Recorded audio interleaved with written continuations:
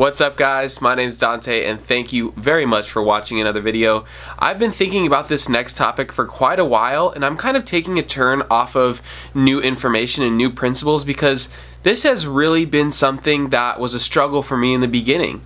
And I know possibly for some of you who are starting to go down this road who have never been down it before, you might be experiencing the same thing, and it is the question of where we can find reliable information and how do we know who to trust.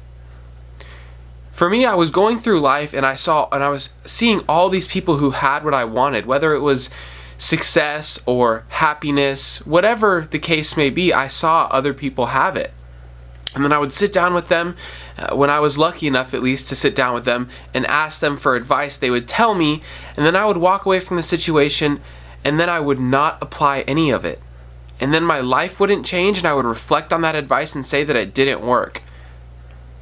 And I never talked about it out loud, but you can see how illogical that is when I say it out loud. How can we say advice doesn't work unless we're trying to apply it in our lives? We go on, say we go on YouTube and we see someone tell us the importance of like waking up early and being a part of the world and trying to be productive. And then we have, one of three responses. One, we either don't believe that information is reliable, so we're closed-minded to a different way of living. And right then and there, once we're closed-minded, there's no way that information can help us. Or we think that information's helpful, but we don't apply it and then say the advice doesn't work. Or there's the third option. The person that hears it, applies it in their life, and is able to receive the benefits from it. And that's why I do this. It's not easy to be open-minded and to think that there is a better way to live or a different way to live. I know it's not easy because I was in the same spot, living the same way for years, not seeing any results, asking advice from people, not applying it, and being back where I started. It's a cycle, it really is, and it's tough to get out of, but the moment we realize that open-mindedness is the way to a new life, the door of opportunity opens. And what's so interesting about that door is once we realize that opening it a little bit changed our life a lot, we just want to open it more and more. And that's what these videos are about, how to open the door more and more. Everyone will have a different path. So if we're talking about advice and we're talking about a different way to live, there needs to be a certain amount of faith that it will work, and then a certain amount of willingness to actually apply it. You see, extremely happy people agree on all of these topics, but still, and it's common sense, a lot of them is common sense. Like when I talk about honesty, I think people know that honesty is a good thing. But what I heard in a video that I was listening to a couple of days ago is common sense is not always common practice. And I'm gonna put the name of that person who said that in the link because they definitely deserve credit. That wasn't my creation, but it's so true and it's so incredible. We know that exercise is good. We know that honesty is good. Does everyone apply that? No. Does everyone wonder why they're not as happy as other people? Yes. And that's what's so strange. It's like, why do we wonder?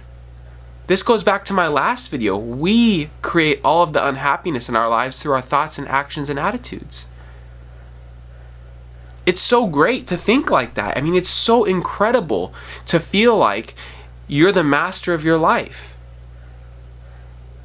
When my life started to change a few years ago after practicing these principles, I was so used to things getting good and then getting bad immediately afterwards that I was just waiting for the other shoe to drop, I was waiting for the next bad thing to happen. But then I built up some confidence and started practicing more principles in my life and started implementing them and actually being willing to change my life.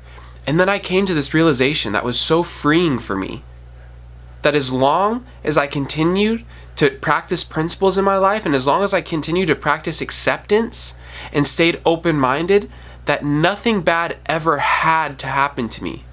Meaning that I never had to accept any situation in my life as being something that's bad. I could always look for the growing opportunity if I wanted to, if I stayed open-minded. And so another year went by and I gained happiness. That doesn't mean that nothing there was no difficult situations. That doesn't mean that at all, because there were. But at no point did I feel defeated. At no point did I feel like the world was against me. Those hardest times were the times I look back on and know I achieved the most growth. And that's what's great about changing our way of living, is we look at the past and we do not wish that any of it would be changed. We do not regret any of it, because we're living so well, we're living with so much happiness that we wouldn't want to change any of it. Right? Because the way we're living now is so special that there's nothing that we would want to change. There's no reason why we'd want to go back. I had so much shame in my life and so much guilt for the bad things that I've done. And it was crippling me. I had to forgive myself. I had to move on and figure out where I can grow. So like I said, I sought out information. I sought out advice. And my first reaction to all of them was skepticism. How can I trust this person? I had built up this idea that there was nobody in the world that I could trust. But you see, I was such an untrustworthy person. I was such a dishonest person. Of course I'm going to think that way. But when that changed and honesty became number one in my life, a number one principle to practice, I was able to start trusting people. Because I knew that I was attracting that which I put out there. Dishonest people no longer wanted to be around me. Honest people came into my life, and I was able to rely on their advice without being skeptical. And that's what I mean. I wanted to open the door more and more. I wanted to hear new ideas that made me think, that made me practice open-mindedness. I wanted to hear new ideas that my first reaction was to say, that doesn't sound right, or that makes me feel uncomfortable, but know that I need to get right into open-mindedness after that. And I need to implement these things into my lives. I've heard so many things in the past few years that my first reaction was, that's ridiculous. How could that change my life for the better? But I knew right after that I had to be open-minded. Because as soon as we close our minds, we are unteachable. And whether we're talking about business, happiness, anything that we want to grow in, as soon as we're unteachable, there's no hope for us. There's different ways to see how teachable you are, but it basically comes down to open-mindedness and willingness. The two principles of teachability. I've heard it called teachability before. I think that's a good word. Once again, not my word. Teachability is based off of our open-mindedness and willingness. Can I hear new ideas? That's one thing. Without rejecting them immediately, that's open-mindedness. And then willingness is, can I implement those into my life with some amount of faith that they will change the way I'm living? Truly incredible are the results that come after we focus on being teachable. Listen, I've met many people whose goal in life is not to grow, is to be comfortable. Those are the same people that tell me how bad the world is to them. Tell me how bad people are to them.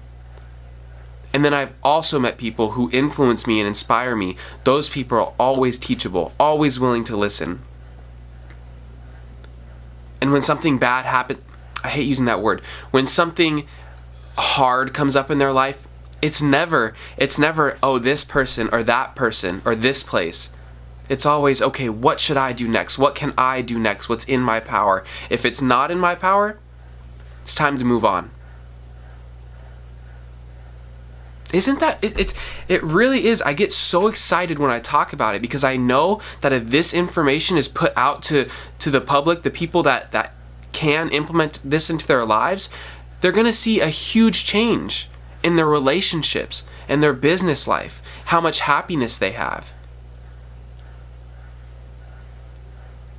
I wasn't happy. I wasn't okay with being told that the happiness I have in my life is based off of luck. Hopefully you get a good job, or hopefully I get this job. Hopefully this happens for me. None of that anymore. What can I do? If I recognize the situation as being something that cannot be changed, out of my control, I move on. I must keep my energy and put it somewhere where it can do something. So there's no challenge for this week. right? The idea is that we're just noticing. Are we teachable? We can ask ourselves right now if we're teachable. How open-minded are we to hearing new ideas, and how willing are we to practice those new ideas? It's a lot about the way that we think, but our actions are so important, so extremely important. So let's ask ourselves today, are we teachable? And if not, how can we be more teachable? I guarantee if we get a better understanding of our teachability, we will be able to receive more happiness in the future. Thank you very much for watching this video, and we'll see you guys next time.